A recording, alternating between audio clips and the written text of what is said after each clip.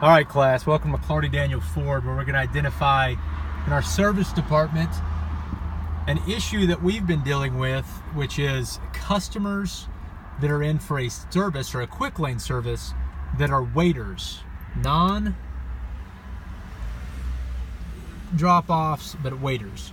So I'm going to pull in here for our first oil change in this vehicle as though I'm the customer on an actual customer vehicle. This is Steve Benton. Hello, Steve. and welcome to McClarty Daniel. Okay.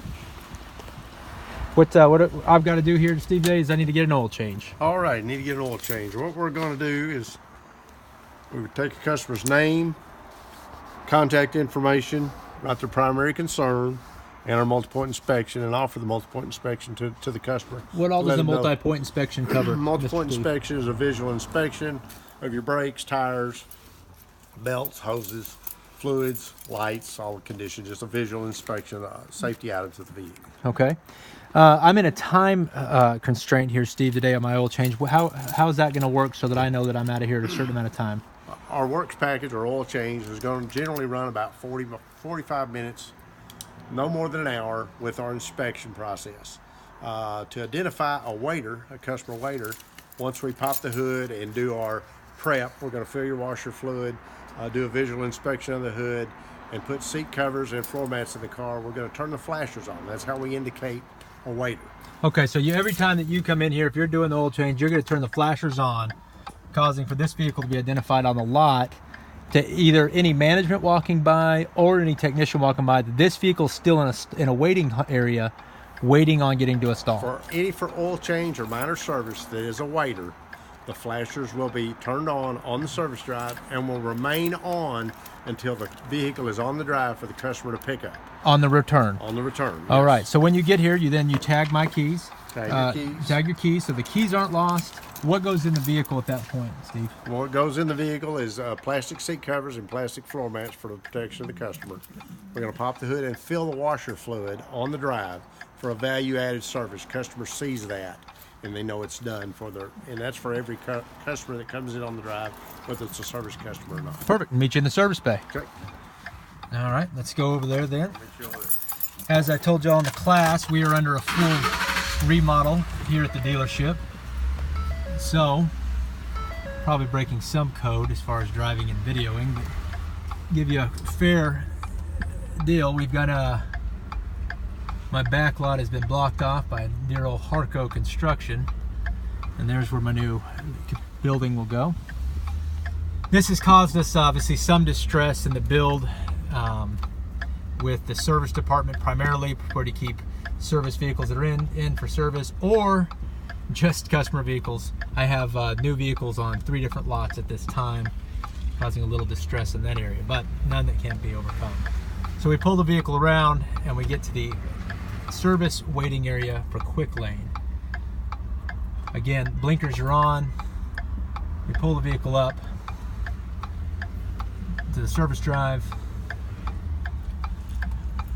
at which point we would pull onto the stall. Keys come out.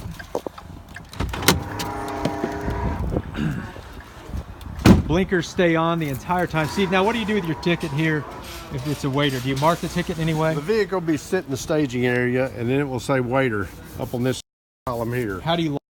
This goes in the rack.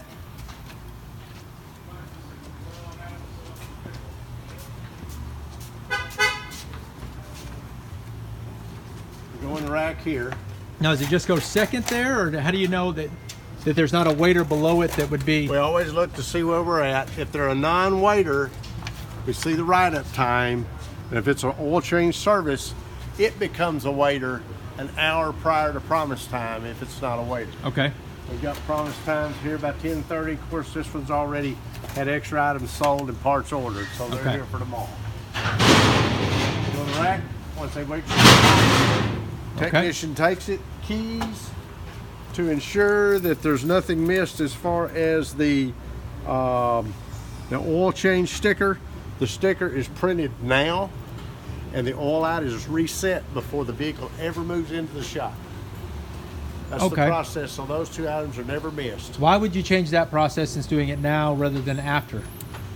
You do it in the beginning, you never forget it. It never gets in a hurry or never gets lost. You've got your mileage here, you print your sticker, you pull it off. You put it on the window, and before you move the car, you reset the light. Okay. After the vehicle's done, what do we do to make sure that what do we do to make sure the vehicle's ready to go to customer once it's done on the rack? Once it's done on the rack, the technician then makes his final inspections.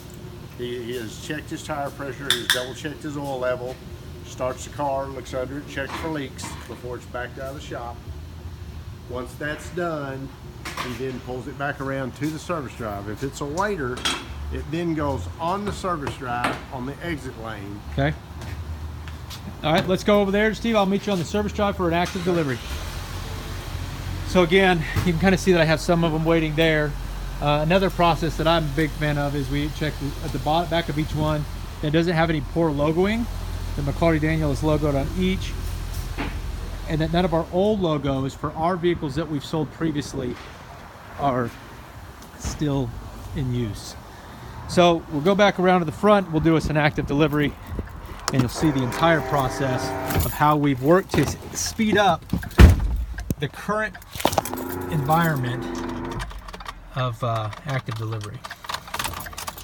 What we found is what I consider the time a customer drives onto the vehicle, or drives the vehicle onto the lot, till the time that we put the dollar in the till, which obviously at this point we still haven't done. If I was in the waiting room, I'd still be in waiting until I'm identified. Again, parking is fairly gnarly here at the dealership.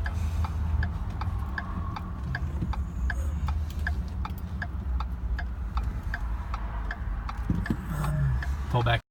Obviously, in the reality, I probably would have pulled this back in the opposite way, but nonetheless.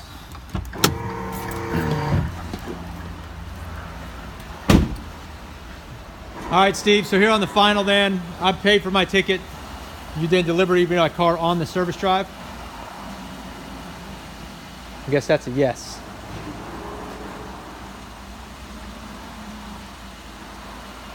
So I paid my ticket, and then what do we do here at the car after I pay for my ticket? And who do I check out with? Who do I tender my funds to? The technician brings the vehicle up to the service drive. Okay. Takes the ticket into the appropriate service advisor.